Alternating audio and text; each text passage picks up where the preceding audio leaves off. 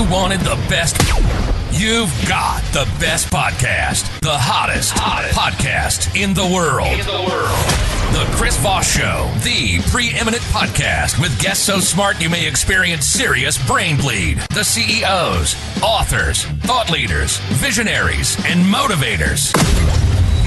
Get ready. Strap yourself in. Keep your hands, arms, and legs inside the vehicle at all times, because you're about to go on a monster education roller coaster with your brain.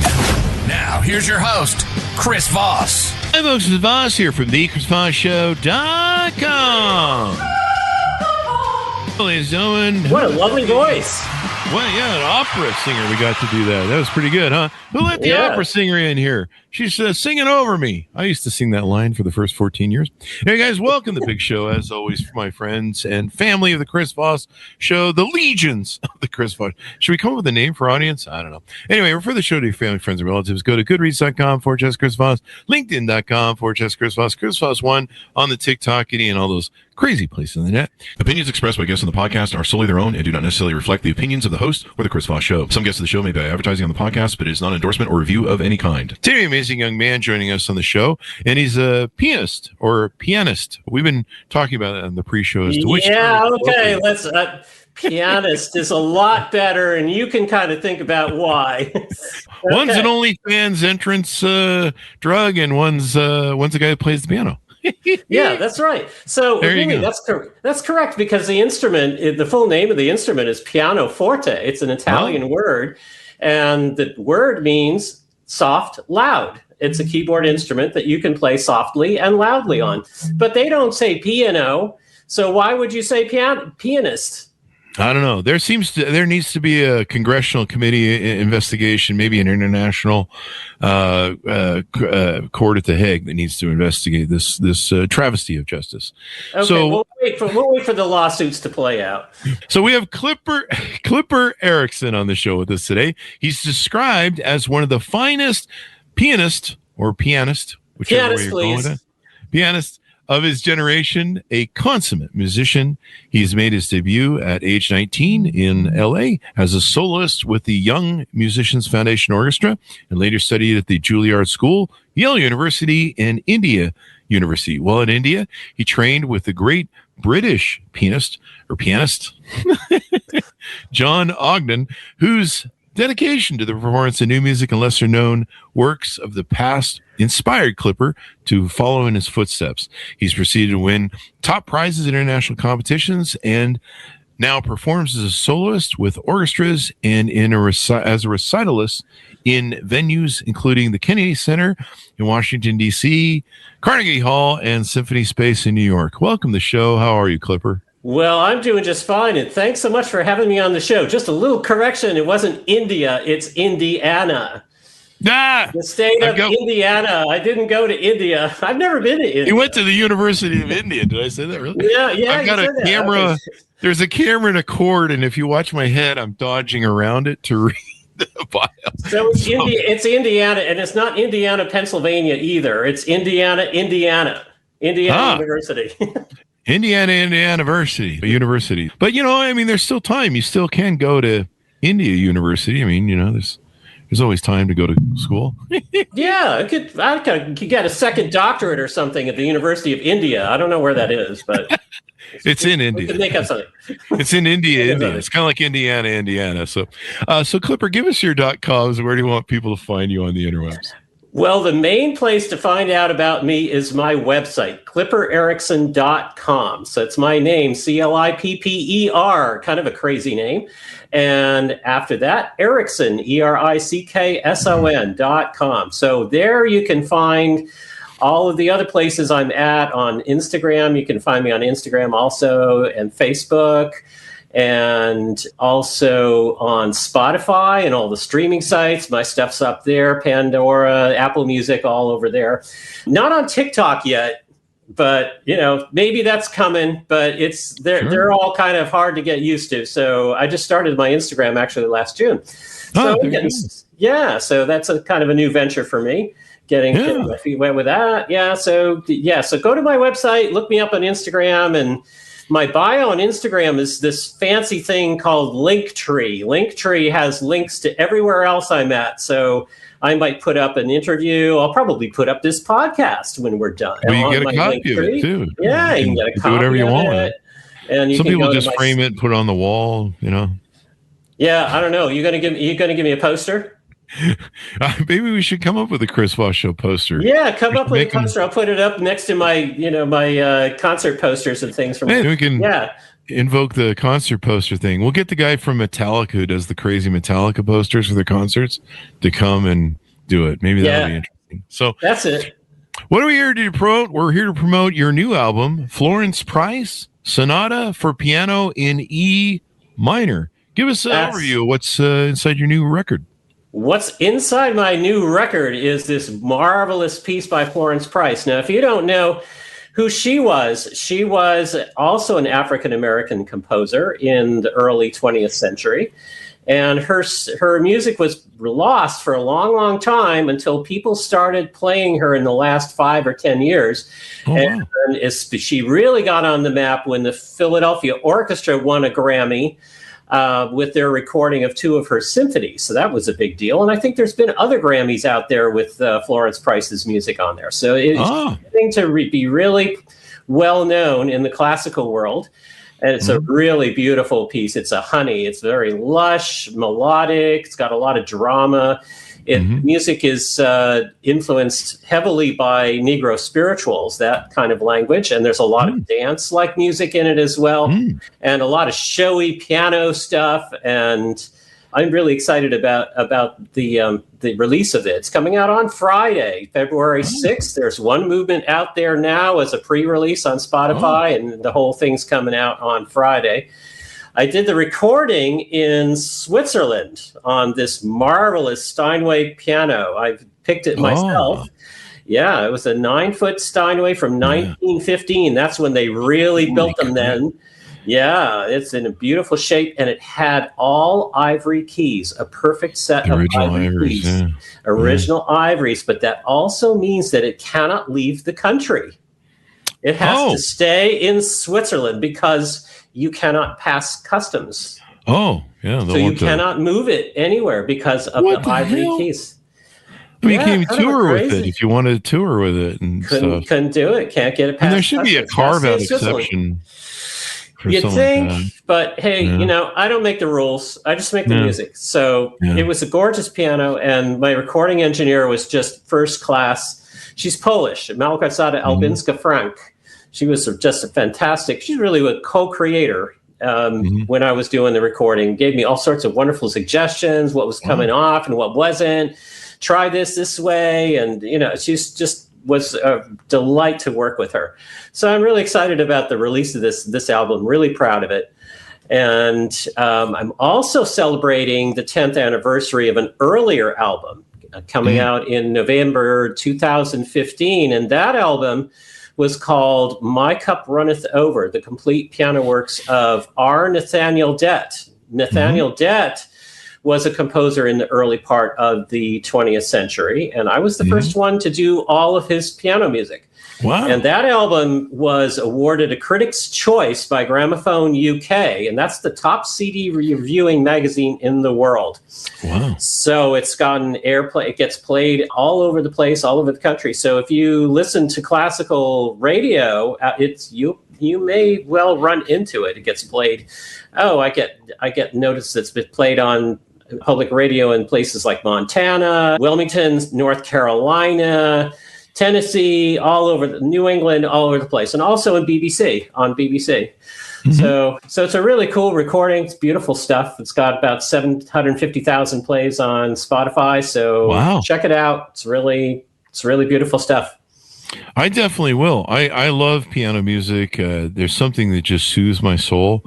My grandmother's a pianist, and we played. She would play for me. Takes a while to get used to, doesn't it? Doesn't? Yeah. I'm just trying to move from having pianist in. Fuck! I blew the joke.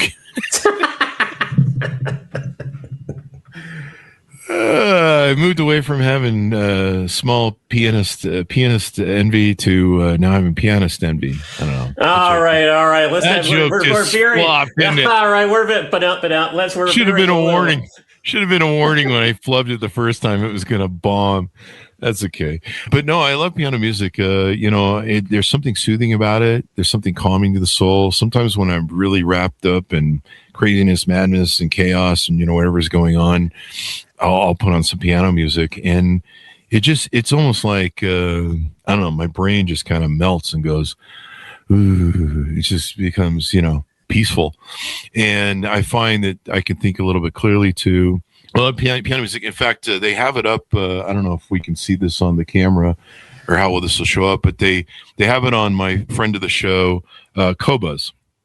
So it's not Spotify, it's Qobuz. It's a service that gives you actually the highest quality.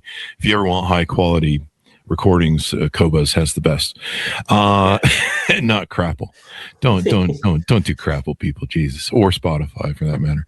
Well, although you might want them to do Spotify because you're doing really well over there, so that's probably a good idea. Well, the thing about Spotify is the artists make nothing.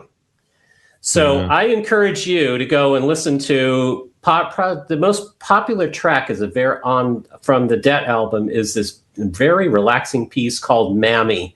It's like rocking a baby to sleep.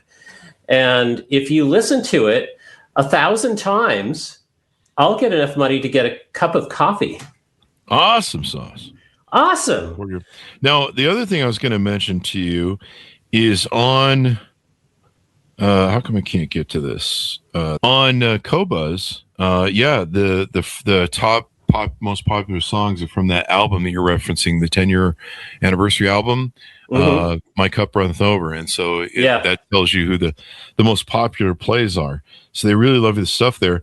Now with her music, and I noticed there might be a couple other guys. I mean, like with this other album, My Cup Runneth Over, it seems you sometimes find obscure people who play piano who maybe no one's heard of. Maybe their recordings were lost. Is that kind of your modality, or it's a bit of? I'm a bit of an explorer. See, okay. The thing about the classical music world is it tends to be very conservative, and there are this group of composers that have been sort of elected as the great composers. So that's Beethoven, Mozart, Bach, and Chopin, and all those people, and they're wonderful.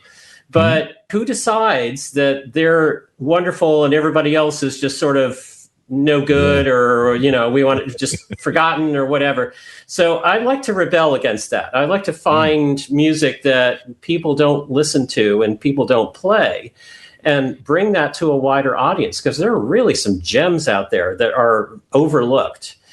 And that's really been my modality for quite some time, starting with Debt and now with Florence Price. Of course, she's a bit on the map now, but she was forgotten for a long, long time, unjustly. And I've got some other composers that I'm interested in the hopper, who I want to record in the coming time. I'm getting very interested in Joseph Lamb. I don't know if any of your listeners know who Joseph Lamb was.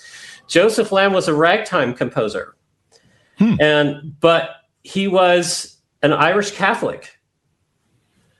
So he kind of doesn't fit the mold. You usually think of, ragtime composers are black, right? But not necessarily. So here's this guy who was friends with Scott Joplin, who was a great ragtime composer as well. And he just doesn't get the kind of notoriety and the kind of play that Joplin and others get. So he's the kind of person that I'm interested in to get this music out there. So I'm adding something to the musical conversation, and I get this from a professor I had at Indiana University, Indiana, not India. But Indiana University.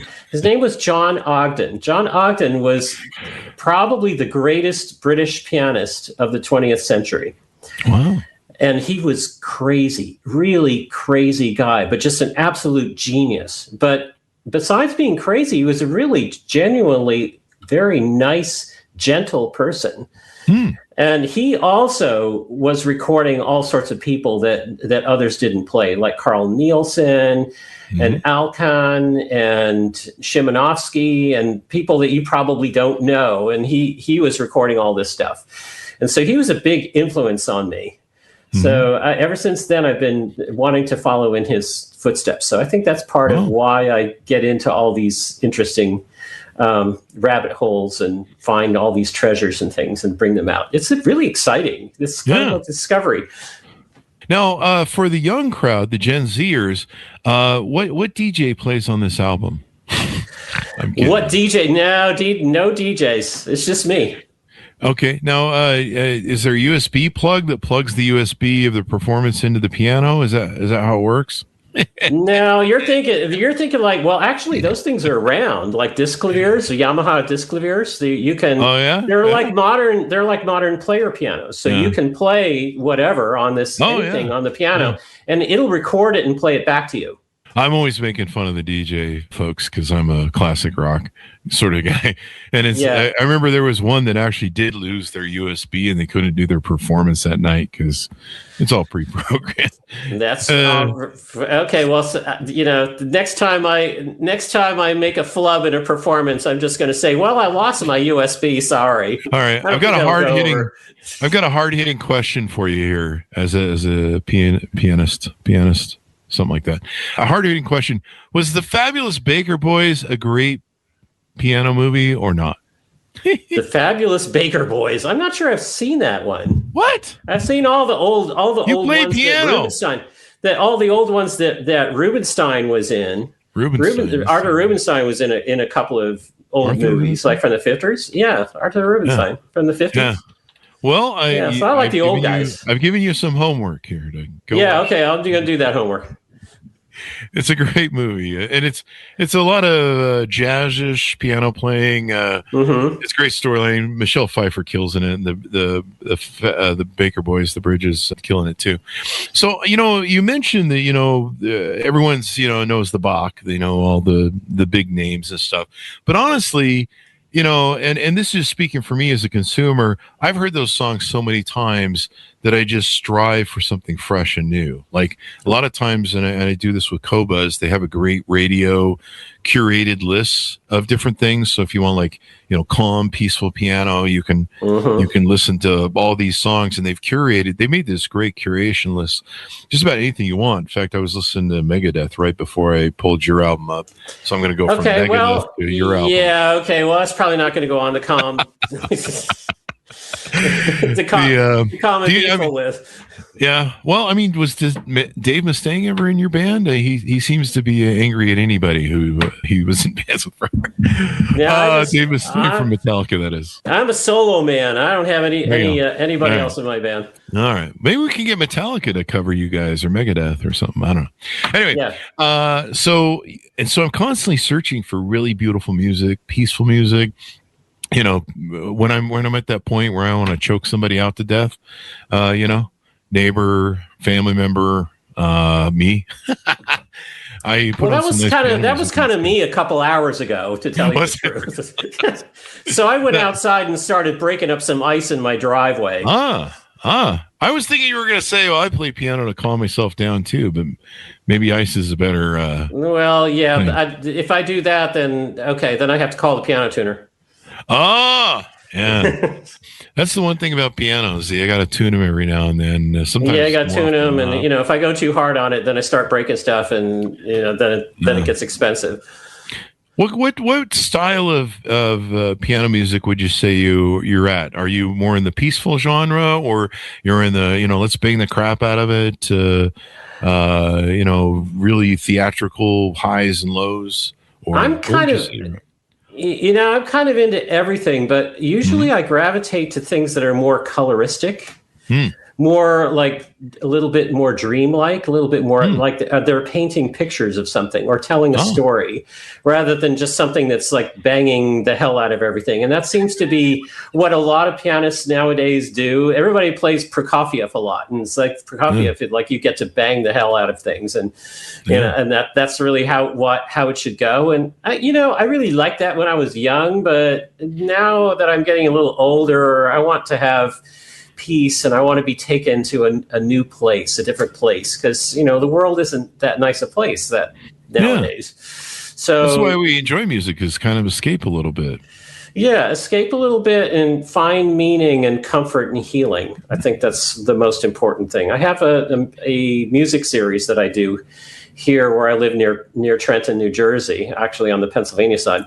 And I call that series Music for the Soul. I started it during the pandemic when everything was all crazy and people were stressed out.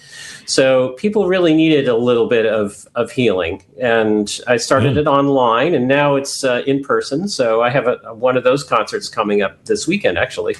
So I offer music that is healing and beautiful, not something that's going to like scratch you and make you want to run for the exits. It's something that really is just, it's going to uplift you and make you feeling better when you leave. And go ahead.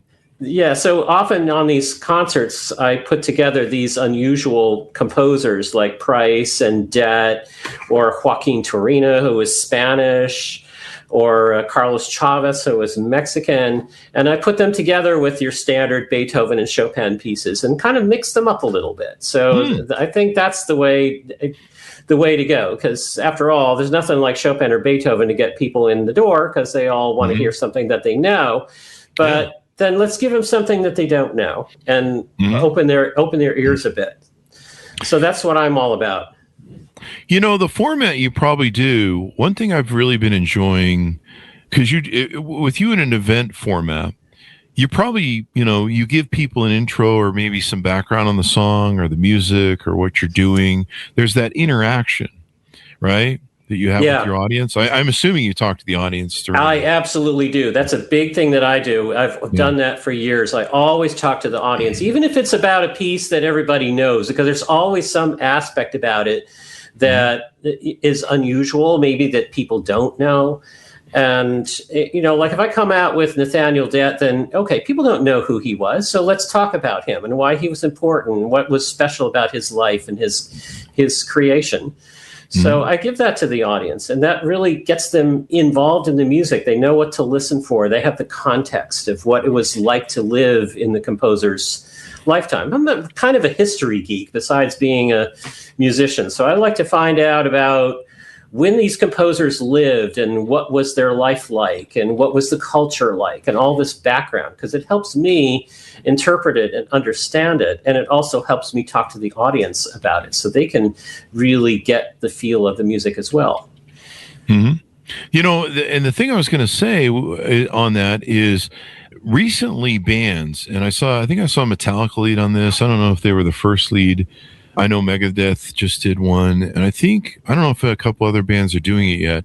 One of the challenges I used to have as a kid, and we're probably roughly about the same age, was you'd listen to an album, and back then the only thing you'd have was the album. Like, you couldn't research it on the internet, you couldn't do anything. You just had that artwork, and it made for really beautiful albums most times. If they were the gatefold ones or the trifold out ones, and you'd listen to the album, and you look for clues or Easter eggs, or you just study the album covers. And sometimes, you'd pass through an album and you'd be like, that song, I don't like that song, I don't like that. Sometimes you don't like the whole album. And then sometimes you go back and you listen to it and go, wait, no, I really like this part or that song or this song. But one thing I recently found, I went to the Metallica showing for their new album, and they put out a few shitty albums in a row. And so they've really been in the stink when it comes to albums. Yeah. And they put out their new album, and they did a movie theater opening. And so what they did is they created a movie where they not only played the album with visuals for the album, they hired some artists to do it, but they also introed every song.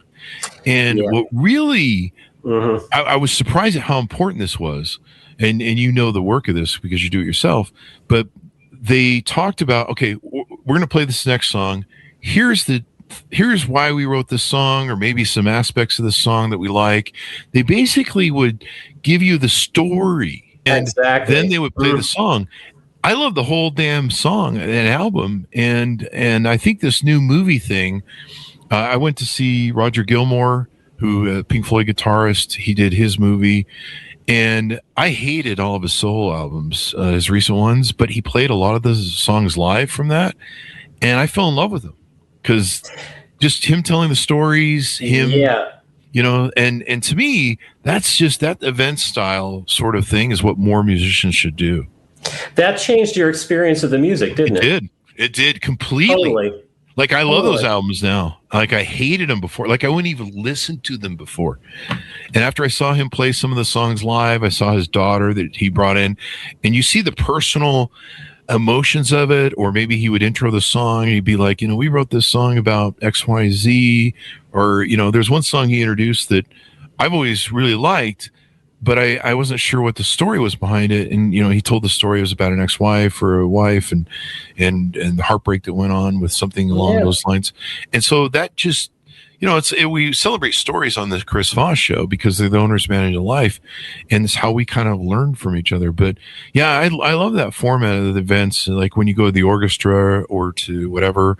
One thing I really enjoyed was going to the orchestra and seeing Casablanca, and I think they're doing Star Wars now. And there's also these great things that orchestras are doing now to get people out and listen to music again. Real music. Yeah, Star Wars is a big one. So they all the John Williams stuff is that John Williams is super popular, and so there's nothing like the conductor coming out with a lightsaber, you know, to conduct the orchestra with, you know, things like that. It's really fun. But you know, music tells a story, and if you don't know what the story is, you really are missing a lot. So songs get written, well, you know, you had a breakup, or you just have the birth of a child, or something really big has happened in your life, and you write the music. That's what it's for.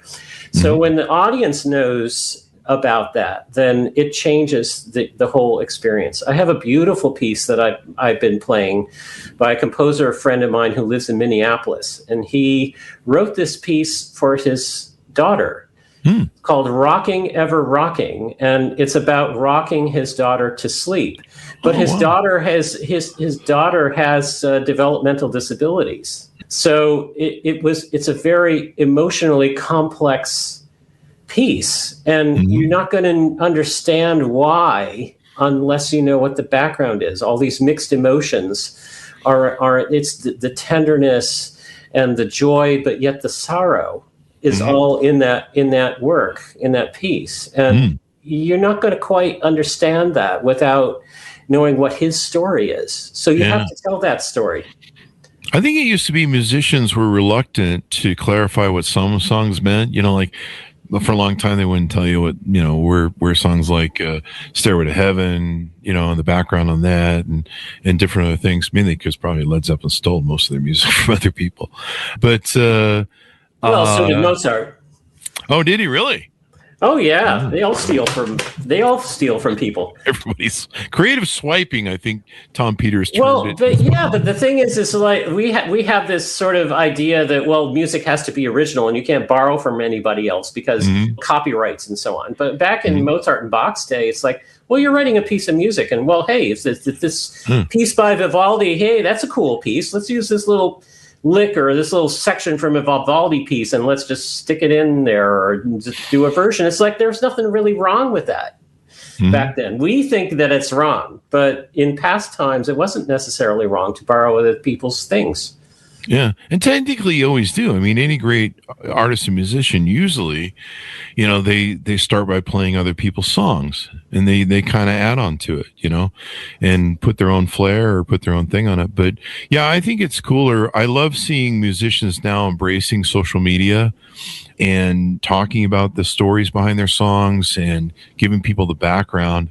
And it just adds so much more depth. I think, too, like you say, if you know the story of the song, the piano is something I've always loved. Thanks to my parents put me through some piano lessons. I hated the instrument back then and failed miserably at it, but somehow I was getting the quality, the resonance, and the value of it that I would appreciate later in life. And my grandmother, of course, was a great pianist, and she would have me sit at the thing and play chopsticks with her and stuff. So there's an endearment there. Yeah, and it's because it was time with your mother. See, so it's not just the music; it's the human connection. And I grew up with a piano in the home. I think we had original Ivy keys. I'd have to check on that, but I'm pretty sure they were Ivy because we cracked a few of them as kids being idiots.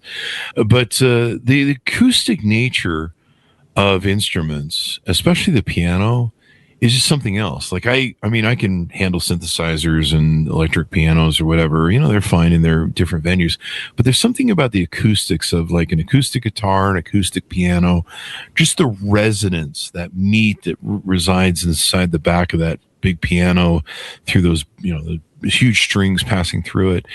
There's just something about the acoustics of it that you just can't really get with electronical music. Yeah, you can't really. There's nothing like an acoustic instrument. You're absolutely right. And because it becomes part of you when you play it. There's not like electronics in between you and what you imagine in your ear and your expression and your feeling and your emotion and what comes out of the instrument. When you play a guitar, then you hold that guitar and it becomes part of you. It becomes it's like your voice. And the piano, well, of course, the piano is just a big thing, so you can't really hold it. But still, you have the touch of the keys and the responsiveness of the keys. And when you play a great piano like a Steinway or a Yamaha or a Bosendorfer, then that's really the thing, is how responsive the keys are to your touch. So then anything you imagine, it just comes out of the instrument without you consciously trying to make it happen. Yeah. It just happens out of it, because then you're in the zone. When you have to think about, oh, I want this, I want that, then you're out of the zone. Yeah. You have to imagine it first. It's an image in your head, and then you play, and through your body, through your fingers, and then into the instrument, then it comes out of the instrument. And that's what pianists spend all their time trying to do. Oh, yeah. It's not just about, you move your fingers fast and you can play all these notes. Well, I can make a robot to do that, so who cares? Yeah. So what you care about is how the expression of your heart and your feeling comes in through your body, through your fingers, and into the instrument, and comes out the other side. That's what we strive for. How did you get involved in playing the piano and then eventually becoming professional? Was there something you attracted to it? Were you like me? Your parents made you go to piano school? I was kind of like you. I had piano lessons when I was a kid, like 6 or 7, and I was okay, but I didn't practice that much, and I was an okay student, and I so badly wanted to play the theme from Batman. That was the big thing. I wanted to play the theme from Batman. Yeah, okay. So then that's the only thing I want to play. But later on, and at that point, I wanted to be a scientist. So I was really into chemistry. So I was like doing chemistry experiments. And I think at that point, my parents decided, well, you better like move out to the garage. So because you're going to blow that. You're going to burn the house down. Blow the house up. So I got moved out to the garage, but somehow when I was about 12 or 13, I got the bug because I was listening to a lot of recordings of the great pianists of the past. I said, God, I want to do that. It's like, how did they do that? How did they make the piano sound like that? And it was just like, I was just like totally fired up. So then I would get up at 5:30, 6 o'clock in the morning and get a couple hours of practice in before school. And I was a late bloomer. I wasn't a prodigy like a lot of these pianists out there. It's like they're like playing ring. They could have played Rings Around Me when I was like 10 or 12 or whatever. I got students that could play Rings Around Me when I was 12. So I practiced like crazy, and then I got admitted to Juilliard when I was 17. Oh, wow. So I worked really hard. So practice does pay off when you're passionate about it. And so then I just got this idea that I wanted to be a professional musician. That's what I wanted to do. And my father thought I was nuts. And now I think I'm nuts. Oh, well. What am I doing this for? I don't know. Sometimes I think, I don't know, it would be so easy, much easier to be a scientist. I don't know, maybe not. But it doesn't have the joy of music making. There's just something like when I really think about it, I know that I couldn't do anything else. Well, it's great that you found work at it and you make some money at it. You've got, let's cover that again. You got 11 albums from what I recall, rightly? Yeah, something like that. I think I lost count, but there's a lot of them. Have you probably done some collaboration on other ones, maybe on top of the ones I see on your website, or? I have actually planned to do recordings of vocal music, of piano and vocal music. For instance, all of Det's vocal music. So that's an idea of doing. And I have a CD coming out actually in March. New music. I have a dear friend who lives in Switzerland. His name is Larry Altman. He's a jazz pianist. So he composes in a modern jazz style. And he wanted me to do a recording of vocal music with his favorite singer, who's Austrian. Her name is Isabel Pfefferkorn. So this album is coming out in March. It's called Briefly. And it's all based on poems, some of which are poems that Laurie himself has written. Probably the most quintessential of this set is there are 3 songs about Ukraine on the set, and they're very intense and dark. Wow. Necessarily so, but some of the rest of the album is very light. He has a beautiful arrangement of Over the Rainbow. He has a Blue and Green by Miles Davis, a version of that that's set to poetry. So there's a lot of really cool stuff coming on that album. It's called Briefly. So it's very different from Florence Price. Florence Price is very much in the romantic idiom. It's more like the great romantic composers like Brahms and Chopin and so on. And this is more of a modern jazz thing. So I do all sorts of different kinds of music. And the project I have coming up that I'd like to complete by the end of the year is called Sonatas of the Nations. So I'm kind of into ethnic music a little bit. And it's very interesting to me how different composers from different parts of the world incorporate ethnic styles in their music, and especially in sonatas, because a sonata is kind of a strict form. It's rather cerebral and it's kind of head music. So how does that link up with this ethnic cultural expression? And there's a bit of a conflict there, but conflict is good, because how you resolve that conflict is how you get a great artistic product.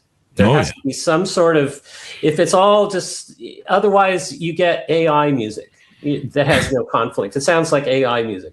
AI music. Well, that's another topic. So this CD will be Florence Price, and then combined with sonatas by Wilhelm Stunhammer, who is Swedish, and Joaquin Turina, who is Spanish, and Carlos Chavez, who is Mexican. So they all used their styles of music. Carlos Chavez was influenced by Native American, the mestizo style. So it's very percussive, very different from Price. It's very percussive, intensely rhythmic, dissonant. So it's really different. So I like all these different styles. So that's my project coming up. So I'm hoping to get that out the door maybe in early 27, something like that. Nice. So if we want to be on the topic of AI music, this is evidently a new thing. Yeah. I heard a piece for violin and piano that was written and performed by AI. Really? So what about this? So you listen to this piece and it's superficially very beautiful, but it goes nowhere. It has no form. It has no structure. It just wanders. It has no element of surprise or these are things that human beings have to write, because you can't. It has to be predictable enough to not sound chaotic. But if it's too predictable, then there's no spice to it. There's no emotion to it.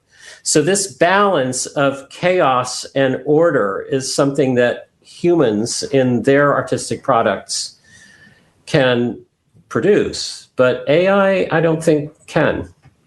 At least not now. Yeah. Do you see, I guess we delve into AI on the show a lot. What do you see the future for, musicians? A lot of musicians are angry and I think suing OpenAI and stuff for using their music to I forget what it's called, to program the AI, basically train the AI. That's the word. Well, I did get the rights organization that I have, Sound Exchange, so that pays me royalties whenever my music gets used. They now have a list where you can sign and say, do not use my music for AI training. So I obviously signed this. I do not want my music used for AI training. So at least people are getting wise to this, and musicians have a right to stand up for themselves. Oh yeah. If they don't stand up for themselves, who's going to do it? Yeah. I mean, one of the bad things is these streaming sites. I mean, I'm very happy that people listen to my music, but it's not a way to make money. Yeah. Unless you're Taylor Swift. So, or maybe Megadeth, I don't know, but you don't, but that's not why I do it. I'm not putting it out there because I expect to make lots of money. Yeah. So, well, maybe you could date Travis Kelce and maybe have some Chiefs players at your concerts, and maybe that would sell more tickets. I don't know. Or maybe you could wear one of those cute hot skirts that Taylor Swift wears. She looks pretty hot. Can you set that up for me? Can you set that up for me? I mean, the dress. Well, I could probably find a dress. You do the rest. I think, I think the quarterback's got a girlfriend. So does Travis Kelce. So maybe someone else on the Chiefs team. You could have show up. But no, it is kind of interesting. Some of the best music seems to be the most disregarded, and some of the most acoustic and what would you call it? Manual music that's performed by a human being as opposed to a USB and I don't know, some DJ buttons or whatever. It's human music. It's human music. I think that's where we're gonna have to start terming it. Consumed by humans. Yeah. Disclaimer: this album was written and performed by real humans. That's right. We'll have to put that on my next album. This is all human done. Yeah. But it's even before AI was a thing. You could actually, these recording softwares. I did once. I was accompanying a singer doing an audition tape, and she was a little off key. So the engineer said, okay, this note's a little flat. Okay, now it's good. Yeah, it's crazy what they can do. Just okay, really? Okay. But the problem is okay, it's an audition tape. So you sound fantastic on the audition tape, but then when you come in for the live audition and you're flat, well, then what? Yeah. That's so I think we're all rebelling against this AI stuff. Like the newest thing is that I've seen is AI headshots. Oh yeah. So you can get a nice looking headshot with all your little pimples or wrinkles or something gone away, but you just look like a pasty, like nothing. It's like you look like a donut. I don't know. They look like you don't look like a person. They look like Barbie dolls, where the skin is exactly smooth and they don't have elbow wrinkles or lines in their eyes. You're just like, you look like a plastic Barbie doll. We see a lot of in the dating communities. So it's pretty fun.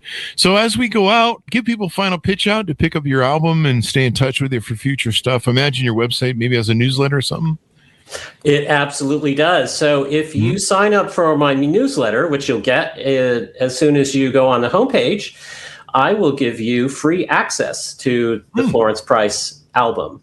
Oh, wow. So if you don't stream on Spotify or you don't want to pay to stream on Spotify, then you can listen to that for free if you sign up for my newsletter. And I don't spam people with newsletters. I send out 6 or 7 a year. So you're not going to get all kinds of junk from me, because that's no good. So sign up and find out what I'm doing, what my next project is, or what the next concert is, or what I'm doing.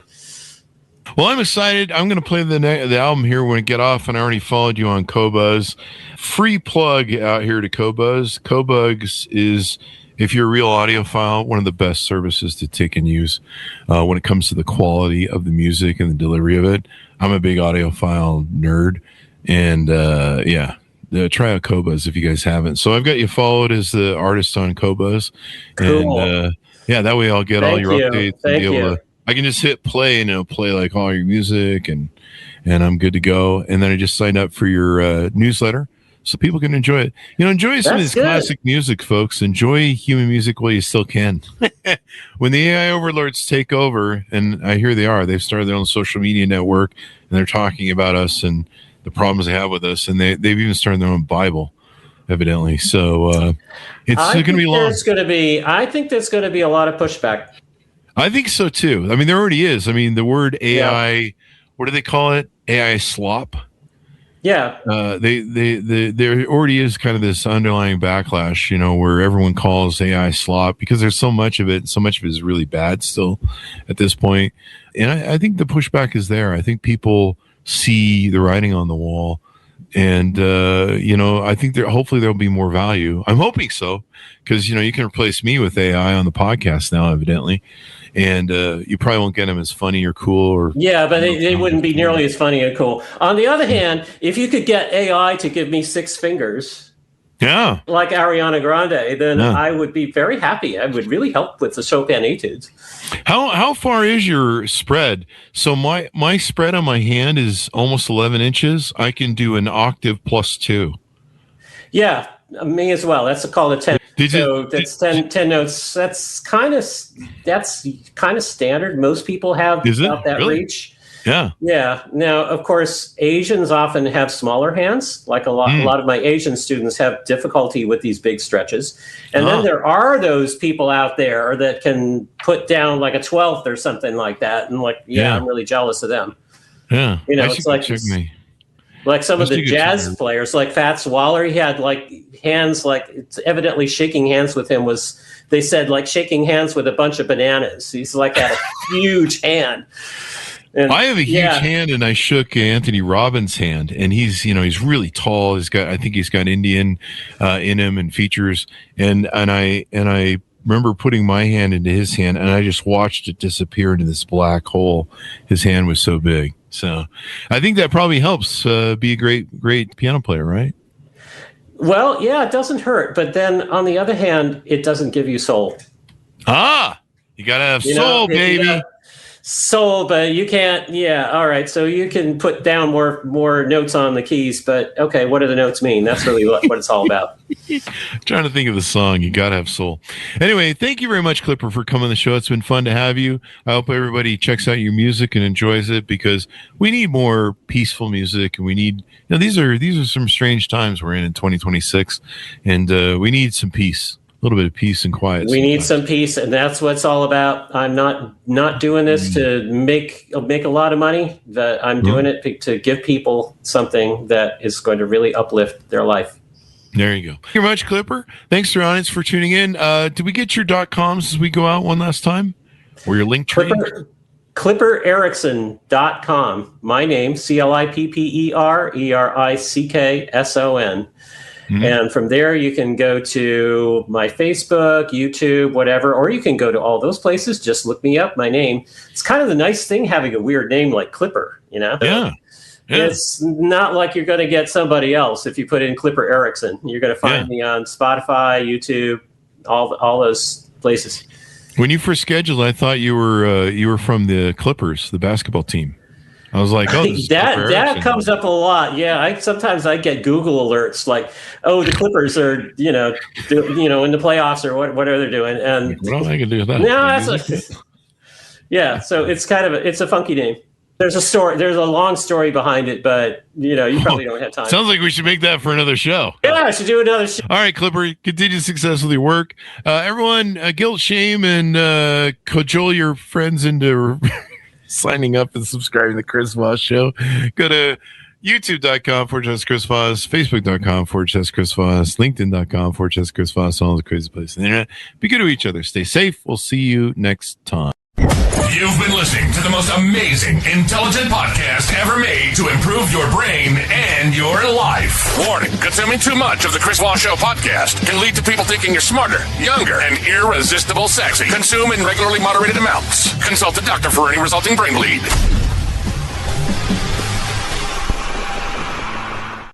All right, Clipper, that'll be up